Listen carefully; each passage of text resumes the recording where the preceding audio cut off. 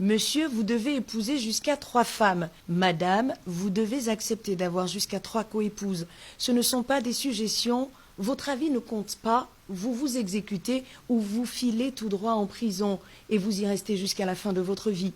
Cette posologie soumise à la population érythréenne en âge de se marier rappelle un passage du Coran qui recommande à tout musulman d'avoir au moins 4 femmes à condition qu'elles soient logées à la même enseigne. Les autorités érythréennes souhaitent qu'on se le tienne pour dit. Il s'agit d'un ordre non discutable et négociable. Celui-ci permettra de caser toutes les femmes qui, au passage, sont plus nombreuses que les hommes dans ce pays. Désormais, la polygamie n'est plus une option, elle est érigée en norme. La norme qui, par définition, désigne un état habituellement répandu, moins considéré le plus souvent comme une règle à suivre. Suivre donc les prescriptions du département érythréen des affaires religieuses sera la seule attitude acceptable.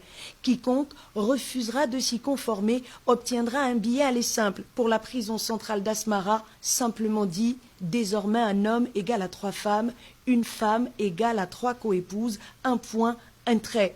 L'objectif est d'éviter que les hommes ne se dispersent dans les nombreux bureaux et autres maîtresses, surnommées au Gabon Chiza. Les autorités d'Érythrée vont plus loin et demandent aux hommes et aux femmes de remplacer le mot monogamie par son frère jumeau polygamie, car l'un peut valablement représenter l'autre.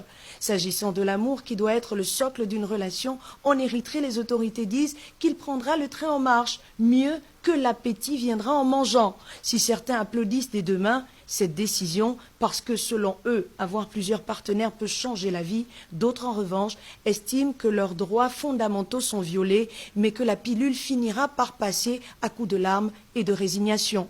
Entre polygamie et prison, les Érythréens doivent choisir, c'est apprendre ou apprendre.